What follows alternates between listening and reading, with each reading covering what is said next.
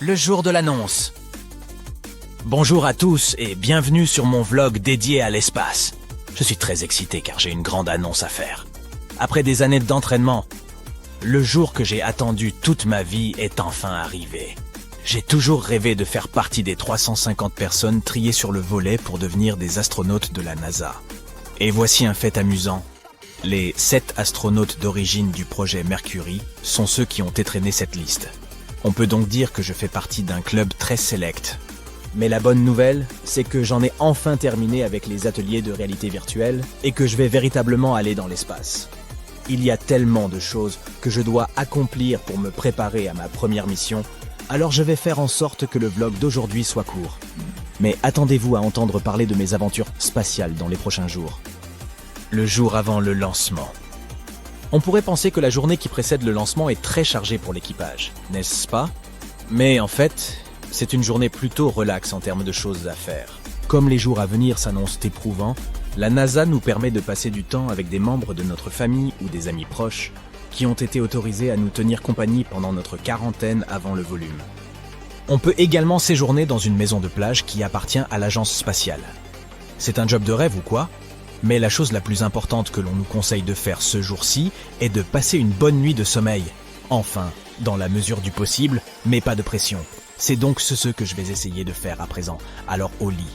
Heureusement qu'il nous a été interdit de boire du café 24 heures avant le lancement. Sinon, je parie qu'avec toute cette caféine, je passerai la nuit à compter des moutons. Le jour du lancement. Aujourd'hui, c'est le jour J. Tout d'abord, bien que ce soit l'une de mes chansons préférées, j'essaie d'éviter d'écouter Space Oddity de David Bowie, parce que personne ne tient à plomber le moral de tout le monde. Deuxièmement, le café n'est toujours pas autorisé au petit déjeuner le matin du lancement en raison de 6 propriétés diurétiques. Le fait de devoir faire des allers-retours aux toilettes peut être un vrai problème lorsque l'on est sanglé dans un cockpit à destination de l'espace, voyez-vous?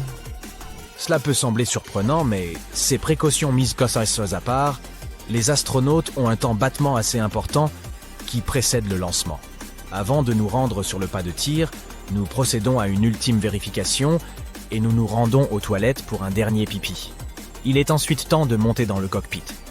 Beaucoup d'entre nous font une sieste une fois à l'intérieur, car le système informatique effectue des milliers de tests avant le lancement, y compris des vérifications vocales air-sol avec les différents centres de contrôle. Et voici un autre fait amusant. Nous portons tous des couche-points pour adultes pendant cette période, juste au cas où. Bon, d'accord, arrêtons de parler de nos petites commissions pour le moment. Maintenant que tout est paré, il est temps de démarrer le moteur principal. Préparez-vous au décollage. 5, 4, 3, 2, 1. Vers l'infini et au-delà. Un jour dans l'espace.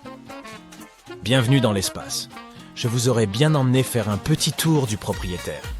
Mais ici, il est déjà bien assez difficile de distinguer le haut du bas. Ha ha ha. Tout d'abord, chaque minute et chaque seconde de la journée d'un astronaute dans l'espace est planifiée. Qu'il s'agisse de manger, de se brosser les dents, de travailler ou de dormir, chacun de nos gestes s'inscrit dans un emploi du temps strict. Les tâches que nous devons accomplir sont divisées en tranches de 5 minutes par une équipe du centre de contrôle de la mission, également appelée Ops Planner. Cette planification est cruciale car elle permet de savoir exactement ce qui se passe et qui est impliqué dans quoi à un moment donné sur la station spatiale. Mais pas d'inquiétude, tout n'est pas que boulot, boulot, boulot. Même si ces activités s'inscrivent également dans notre planning, nous avons toujours du temps libre. Le concept de journée à bord d'un vaisseau spatial en orbite est un peu différent de ceux que l'on pourrait imaginer. Toutes les 24 heures, les astronautes à bord de la Station spatiale internationale assistent à 15 levées et 15 couchers de soleil pendant que la station se déplace autour du monde. Mais depuis des millions d'années, l'homme obéit à un cycle quotidien de 24 heures. Notre cerveau et notre corps suivent le rythme circadien de l'éveil et du sommeil. C'est pourquoi les astronautes travaillent en pied et dorment selon des horaires similaires qui correspondent à ces cycles. Car tout autre rythme nous ferait vivre dans un état de décalage horaire permanent. Une journée de travail s'étend d'environ 6h à 9h30, heure de Greenwich, et comprend 3 repas et 2h30 d'exercice. Le rituel matinal. Notre emploi du temps du matin dans l'espace est similaire à celui que nous avons sur Terre. Nous sommes réveillés par une sonnerie et nous nous lavons avec les produits fournis par la NASA dans nos kits de toilette. Il s'agit notamment de shampooings sans rinçage qui nécessitent très peu d'eau puisqu'il n'y a pas de véritable douche en apesanteur. Ce qui est rigolo, c'est que l'eau que nous utilisons flotte pendant tout le processus. Chacun d'entre nous est autorisé à emporter les produits de son choix dans cette trousse, y compris des produits cosmétiques et du dentifrice. Il y a des rasoirs pour se raser, des tondeuses ou des ciseaux pour se couper les cheveux si nécessaire. Nous devons simplement veiller à aspirer les cheveux, afin qu'ils ne volent pas partout plus tard pendant que nous travaillons. L'alimentation. On ne saute pas le petit déjeuner. C'est le premier de nos 3 repas, suivi du déjeuner, puis du dîner. La quantité de nourriture que nous ingérons dépend des besoins en calories de chacun. Ce qui est bien, c'est qu'il n'y a pas besoin de cuisiner ou de faire la vaisselle, car les repas sont déjà préparés sur Terre et présentés dans des emballages jetables. Il faut savoir que la nourriture de l'espace s'est considérablement améliorée en termes de variété et de goût depuis les missions Apollo au cours desquelles les astronautes n'ont consommé que de la nourriture lyophilisée pendant des jours. Le travail dans l'espace. Après avoir mangé, il est temps de se mettre au boulot. Chacun d'entre nous s'attelle aux tâches qui lui sont assignées pour la journée. Celles-ci vont de la supervision d'expérience à l'entretien quotidien des équipements de la station. Notre travail consiste également à gérer des projets contrôlés depuis la Terre et à nous soumettre nous-mêmes à des expériences visant à déterminer dans quelle mesure notre corps s'adapte à la vie en apesanteur pendant de longues périodes. La gym spatiale. Faire de l'exercice est une partie essentielle de notre journée. Nous consacrons en fait des heures chaque jour à notre remise en forme. Normalement, sur Terre, notre corps est constamment actif parce qu'il lutte contre la gravité pour se déplacer. Mais dans l'espace, où la gravité est presque inexistante, les mouvements sont plus aisés et ne demandent pas beaucoup d'efforts ou d'énergie. Ainsi, les astronautes qui passent de longues périodes dans l'espace sans continuer de s'entraîner physiquement perdent beaucoup de masse musculaire, ce qui les affaiblit une fois rentrés chez eux. C'est pourquoi il est vital pour nous de rester actifs physiquement afin de prévenir ces pertes osseuses et musculaires. Cela permet également d'atténuer ce que nous appelons le reniflement de l'espace, qui est causé par l'accumulation de fluides corporels dans le crâne, car ceux-ci ne sont plus attirés vers le bas par la gravité. Nos options en termes d'exercice régulier comprennent le cardio sur un tapis roulant ou un vélo, au choix. Nous faisons aussi de la musculation. Et pour nous acquitter de tout cela, nous devons nous attacher aux machines d'exercice, parce que sans cela nous flotterions comme des baudruches, et nos efforts ne serviraient à rien. Le temps libre. Les organisateurs de la mission sur Terre prévoient chaque jour un peu de temps pour nous permettre de nous détendre et de nous amuser dans l'espace. C'est le moment où nous écrivons nos mails, regardons des films ou jouons d'un instrument. Mais pour être honnête, le passe-temps le plus populaire dans la station est de regarder par le hublot la Terre défiler sous nos yeux. Il y a aussi les spectaculaires levées et couchers de soleil, qui se produisent toutes les... C'est probablement l'un des pires cauchemars pour un astronaute. Flotter indéfiniment dans l'espace. Imagine que suite à un accident, tu t'éloignes lentement de la Station spatiale internationale et te retrouves dans le néant, là où il n'y a rien d'autre que le vide glacial. Heureusement, tu as encore une chance de survivre. Examinons en détail le moment où cela pourrait se produire. Imagine que tu es sur la Station spatiale internationale. Elle se trouve à environ 400 km d'altitude dans les couches supérieures de l'atmosphère. Il est important de mentionner qu'elle n'est pas totalement dans l'espace, car la gravité terrestre exerce une traction constante sur elle. Pour ne pas tomber, la station doit voler autour de notre planète à environ 27 000 km/h. Cette vitesse est suffisante pour aider la station à lutter contre l'attraction de notre planète. Mais sur l'ISS, lorsque tu sors dans l'espace, tu ne ressens pas cette vitesse. Tu as plutôt l'impression de flotter tout en voyant la Terre tourner. Mais il y a toujours beaucoup de débris spatiaux qui se déplacent dans le sens inverse. Du point de vue d'une personne à bord de l'ISS, la vitesse de ces objets est incroyablement élevée. Tu enfiles une combinaison spatiale qui contient des réserves d'oxygène et d'eau pour que tu puisses boire pendant ta mission. Tu es donc sur le point de sortir dans l'espace. D'abord, tu dois passer par un sas constitué de 2 portes.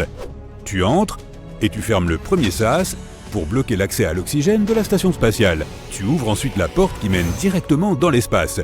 Ce que tu t'apprêtes à faire est ce qu'on appelle un spacewalk.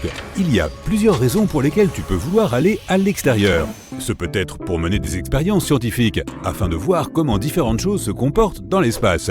Ce peut aussi être pour tester de nouveaux équipements, capteurs et autres gadgets de haute technologie. Ce peut encore être pour réparer des pièces défectueuses ou pour la maintenance de la station spatiale. Avant de faire un pas dans le vide, tu attaches ta combinaison à un câble relié au vaisseau. Tu attaches également de petits câbles à tes outils, comme un tournevis ou une clé à molette, afin de ne pas les perdre. Tu quittes le vaisseau et éprouves alors une sensation similaire à celle de nager sous l'eau. D'ailleurs, avant de sortir dans une zone de gravité zéro, les astronautes s'entraînent dans une immense piscine. Tu te diriges vers l'endroit qui doit être réparé tout en te tenant au vaisseau. Disons que tu dois resserrer une petite vis. Un astronaute a dit un jour que la moindre tâche dans l'espace était difficile. Tu portes une énorme combinaison qui ralentit tes mouvements et te rend maladroit. Elle provoque également des démangeaisons et la moindre chose peut vite prendre plusieurs heures. Pendant ce temps, tu transpires beaucoup. L'un des filtres de la combinaison spatiale peut être endommagé. Et dans ce cas, tout le liquide libéré par ton corps peut se répandre dans la combinaison et atteindre ton visage. Tes yeux peuvent alors larmoyer et rendre ta vision trouble. Des dizaines de dangers se cachent dans l'espace et il n'y a pas vraiment d'instruction définitive concernant la manière de gérer la plupart d'entre eux. Bref, tu es en train de serrer ta vis, mais quelque chose ne va pas. La clé t'échappe des mains et la vis s'envole de la coque du vaisseau. Tu essaies de la rattraper en exerçant machinalement une pression sur la station. Tu parviens à attraper la vis, mais tu t'es envolé et plus rien ne te retient à part le câble. Oh non, il n'est plus relié à ta combinaison. Tu l'avais mal attaché. Tu n'es plus du tout relié à la station. Ton corps se met à tourner. La vue de la Terre et de l'espace noir se mettent à défiler devant tes yeux. Tu ne peux rien faire pour t'arrêter. Heureusement, ce câble n'est pas la seule mesure de sécurité. Ta combinaison spatiale est équipée d'un Cypher. Il s'agit d'un sac à dos contenant du carburant qui fonctionne comme un jetpack. Tu l'actives et il te stabilise. Tu arrêtes de tourner, ce qui te calme un peu. Maintenant que tu sais exactement où se trouve l'ISS, tu dois t'orienter manuellement et voler prudemment jusqu'à elle. Le Cypher libère du gaz par de petits tubes, ce qui te propulse vers l'avant. À l'aide de la télécommande du Cypher, qui ressemble à un joystick, tu peux changer la direction dans laquelle le gaz est libéré, contrôlant ainsi ta trajectoire. Tu t'assures que la station reste bien devant toi en donnant de brèves pressions sur le joystick afin de stabiliser ton avancée. Si tu appuies un peu trop fort, tu risques de repartir en vrille, ce qui réduira tes chances de rentrer. Chaque astronaute passe de nombreuses heures dans un simulateur de réalité virtuelle qui lui donne l'impression d'être dans l'espace. Tu sais donc comment contrôler le Cypher. Tu t'approches lentement de l'ISS. Tu contrôles ta vitesse. Si tu commences à accélérer, tu devras diriger les tubes dans la direction opposée pour te ralentir. Si tu arrives trop vite, tu risques de t'écraser sur la station et d'endommager ta combinaison spatiale. Tu es enfin revenu à l'ISS. Tu cherches quelque chose où t'accrocher et tu te diriges vers le SAS. Tu as l'impression de faire de l'escalade sous l'eau. Tu arrives au SAS. Ouf! Mais revenons en arrière, au moment où tu t'étais éloigné de l'ISS. Tu essaies d'utiliser ton sac à dos pour stabiliser tes mouvements, mais tu es nerveux et tu n'arrives pas à te calmer. Tu appuies au hasard sur le joystick et diriges de façon chaotique les tubes dans différentes directions. Au bout de quelques minutes, tu ne t'es toujours pas rapproché de l'ISS et le carburant du Cypher est épuisé. Tu es encore plus nerveux. Revenons encore en arrière. Tu t'éloignes de l'ISS, tu utilises le Cypher et tu ralentis ta vitesse de rotation. Tu es maintenant face à la station. Tu t'approches du vaisseau avec des poussées lentes et régulières. Tout se passe bien, mais à un moment, tu perçois un mouvement. Il s'agit d'un petit morceau de métal provenant d'un vieux satellite. Il s'écrase sur la Cypher et transperce le sac à dos. Du carburant commence à s'échapper dans l'espace. Tu te remets à tourner à cause de l'impact. Tu ne comprends pas dans quelle direction tu te déplaces. Il ne te reste plus qu'à prendre une grande inspiration et à utiliser le carburant restant pour t'arrêter. C'est fait. Tu flottes sans tourner. Il n'existe aucune instruction ou protocole qui t'aideront à sortir de cette situation. Tu te déplaces dans l'espace sans rien contrôler. Pour retourner à l'ISS, tu devrais repousser quelque chose. Heureusement, tu as le temps de réfléchir à ce que tu peux faire. Ta combinaison spatiale a des réserves d'oxygène pour plusieurs heures. Tu as aussi de l'eau que tu peux boire grâce à une petite paille en caoutchouc fixée à l'intérieur de ton casque. Tu es le premier humain de l'histoire à se retrouver dans une telle situation. Mais cela ne signifie pas que tu n'as aucune chance de survie. Si tu pouvais lancer quelque chose sur le côté, cela te mettrait en mouvement. Par exemple, tu pourrais lancer une clé à molette suffisamment lourde dans la direction opposée à celle de l'ISS, afin de te propulser vers la station. Mais malheureusement, tu n'as rien à lancer. Ton cipher est cassé et tu ne peux pas le retirer sans l'aide de quelqu'un. Tu profites de la belle vue de la Terre et essaies de respirer aussi lentement que possible pour économiser ton oxygène. Il semble qu'il n'y ait plus aucun espoir, mais à ce moment-là, d'autres astronautes t'appellent par radio. Ils voient ta position et viennent pour te sauver. Une collègue se dirige vers toi. Elle est solidement attachée à 2 longs câbles. Elle t'en donnera un lorsqu'elle t'atteindra. Elle se déplace avec son cipher, elle est très proche. Finalement, elle ralentit et attrape ta main. Elle décroche l'un des câbles de sa combinaison spatiale et l'attache à la tienne. Grâce à ce câble, tu te rapproches de la station. À ce moment, un boulon rouillé passe à proximité. Le principal danger est qu'un débris spatial perce ta combinaison ou détache le câble. Tu accélères et atteins le sas. Là, tu plonges littéralement à l'intérieur. L'une des missions spatiales les plus dangereuses a été accomplie. Théoriquement, il y a un autre moyen de te sauver. Un vaisseau spatial livrant des vivres et des fournitures à l'ISS pourrait venir te chercher. Mais cette mission serait encore plus difficile, car elle nécessiterait un calcul d'itinéraire très précis. À la moindre erreur, le vaisseau spatial pourrait te percuter et te projeter à grande vitesse. Tu flotterais alors pendant plusieurs heures jusqu'à ce que tu manques d'oxygène ou qu'un débris spatial déchire ta combinaison. Heureusement, tous les astronautes sont suffisamment bien entraînés et expérimentés pour éviter de tels accidents.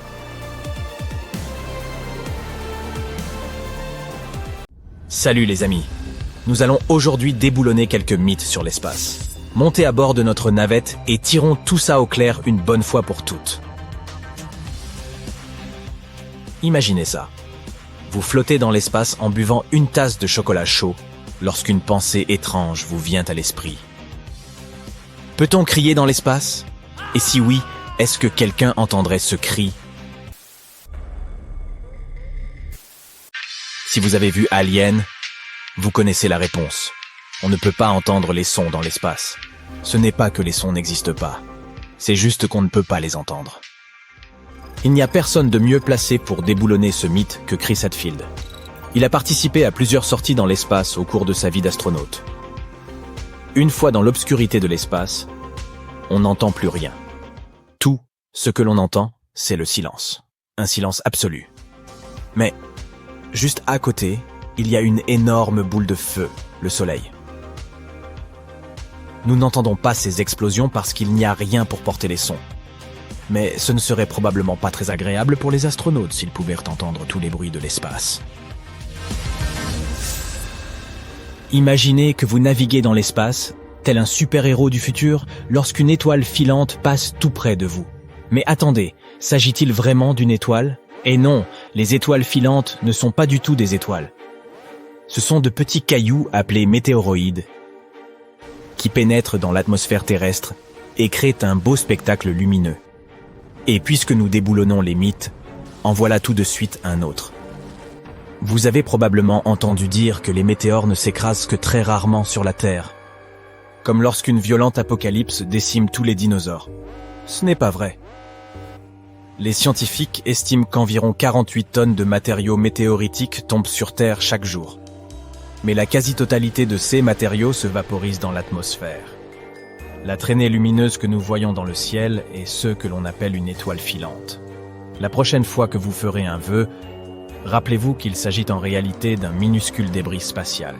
Ce n'est pas si romantique après tout. Peut-on ou non voler dans la stratosphère en montgolfière? Apparemment, c'est possible. La stratosphère terrestre commence relativement près du sol. Elle s'élève à environ 11 ou 12 km au-dessus de la surface de la Terre. Mais elle continue ensuite très haut. Si vous voulez vous envoler jusqu'à la stratosphère à l'aide d'une montgolfière, il vous faudra vous munir d'un très bon équipement. Vous aurez besoin d'une combinaison spéciale et d'appareils respiratoires, car l'air se raréfie au fur et à mesure que l'on s'élève. Bien sûr, si vous allez jusqu'au bout, n'oubliez pas de photographier la courbure de la Terre. Équipez-vous donc d'un harnais de poitrine afin d'y accrocher une caméra ou un appareil photo. Et si vous diffusiez tout cela en direct, ce serait une première. Imaginez qu'il y a 102 jours que vous avez quitté la Terre. Vous vous êtes bien adapté à la vie dans l'espace. Mais quelque chose d'étrange se produit dans votre corps.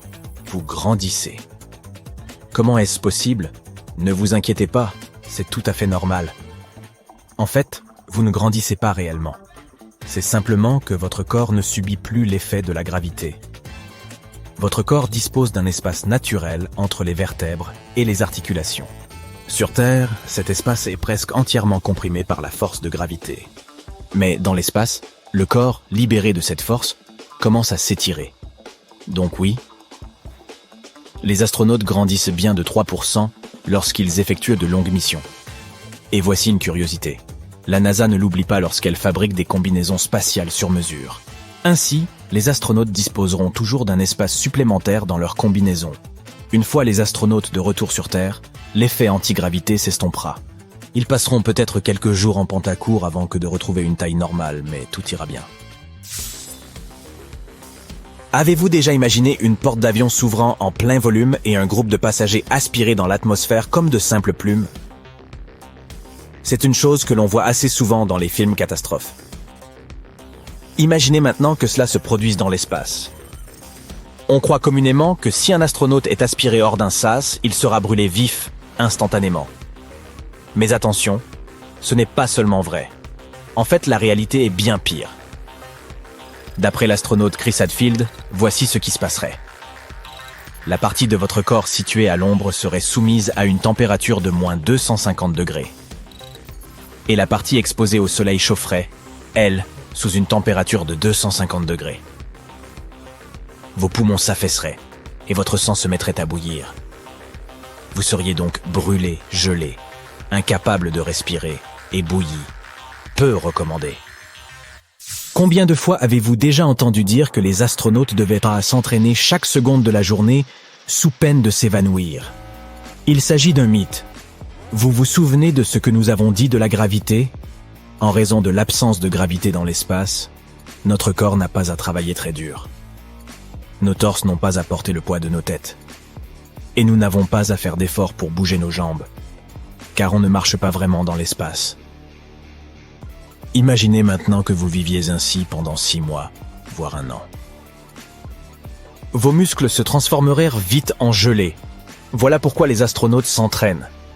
Ils s'attachent et courent sur un tapis roulant, ou ils font de l'haltérophilie sur une machine spéciale. De cette façon, leurs muscles ne ressentent pas trop l'absence de la gravité. Ils doivent cependant s'hydrater.